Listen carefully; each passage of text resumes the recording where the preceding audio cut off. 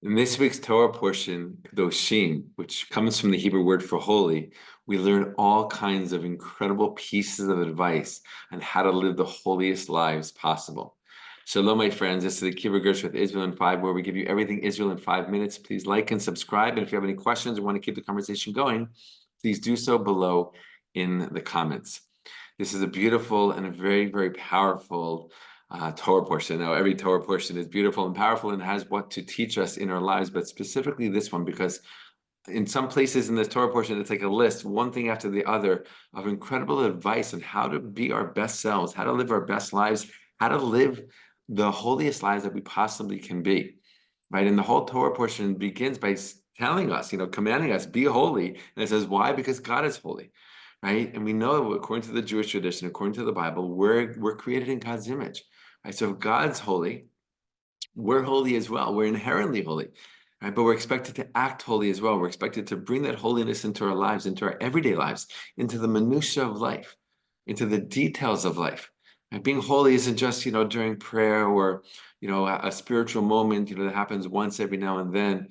Being holy, according to the Jewish tradition, is about bringing focus and attention and awareness and intention into our everyday lives multiple times throughout the day.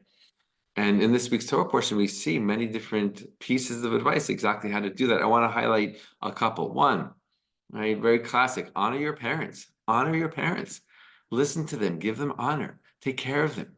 Right? And in Jewish law, we see all these different details of what it does it mean to honor your parents. And I know today in our modern day world, that value has kind of dissipated and become much weaker in comparison to previous generations. But not that long ago, honoring parents across the board, across cultures, right, was a permanent and steadfast pillar of everyday life.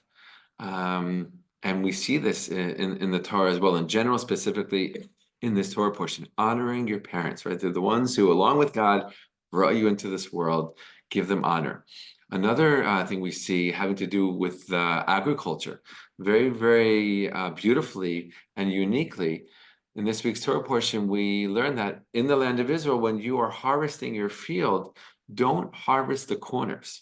Leave the corners standing so that those who don't have enough, the poor people, can come after you're done harvesting and come to your field. And instead of just getting handouts, right, they can come and they can do the work themselves. They can harvest their own food. They can harvest the corners that you left for them. A beautiful, beautiful thing. Another law attached to that, also in the realm of agriculture, is something called leket, which means if you're harvesting your field and you drop something, let it be. You dropped a couple potatoes, let it be. You dropped a couple pieces of fruit, let it be. The poor people will come afterwards and pick those up as well. Right? And the Torah is building in this system of taking care of those less fortunate than yourself. Right. So someone, is farming their field might think, oh, I worked so hard many, many months to get to this day of harvesting. And what, just because I was clumsy, I dropped a couple of things, I shouldn't be able to pick them up? The Torah says no. It was meant to be. Right. They weren't meant to be yours. They're meant to be for somebody else who really, really needs it. An amazing, amazing thing. The last example that I want to share right now is a very classic example. In Hebrew, it says, "V'ahavta l'recha kamocha." Right? Love your fellow as yourself. Classic, classic teaching from the Torah. Right? One of the most famous rabbis of all time taught that you should do to others as you want others to do to you. Right? And this is really ingrained in this idea of loving your fellow as yourself. There are literally books written about this one commandment of loving your fellow as yourself. What does it mean to love your fellow as yourself? Well, first of all, you have to love yourself. Right? If you don't love yourself, then you can't love anybody else. Right? If you barely love yourself, then loving somebody like you love yourself isn't going to mean very much. So first of all, honor yourself, love yourself. Right? Even if we make mistakes, we all do. Even if we have, blemishes, we all do. We have so much goodness also. There's so many nukudot tovot, as we call it in Hebrew, good points to each and every single one of us, right? See them in other people and see them in ourselves as well.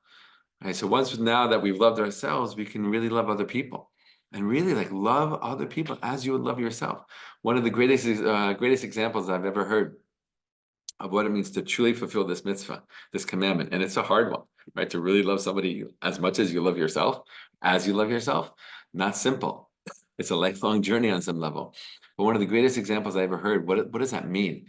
Is that you hear about somebody else, a friend, somebody that you know, an acquaintance, they just won the lottery. $5 million, right? Now, human tendency is like, oh, yeah, I'm kind of happy for them, but I wish that happened to me, right? Fulfilling this mitzvah, this commandment in that moment, when you hear that your friend just won $5 million in the lottery, would be to be as happy for him for winning the lottery as you would be for yourself as if you won the lottery. That's what it means, right? It's an incredible level. And it seems maybe sometimes it's unachievable, unapproachable, but it is. We learn that we can, step by step, day after day, right? Allowing ourselves to go through the process to get there and really thinking about other people. And, it's really having an outward outlook on life, waking up every single day. What can I do? Who can I help? What can I do for others? Right? And if we have a society that's really built on this one principle, we would have a whole different world. In fact, and I'll leave you with this last thought about this one specific mitzvah of loving your fellow as yourself. There are some sages throughout the generations of Jewish history that have said, really on one level, the entire Torah is about this. The entire Torah is about this one commandment, about fulfilling this commandment, right, in the fullest way possible. Every other commandment that we have is really helping us to fulfill this one commandment of loving our fellows as ourselves. We should merit to bring this commandment, this value, this teaching, this beautiful teaching into our lives more and more and more, transforming our own lives, transforming the lives of others, and transforming the world.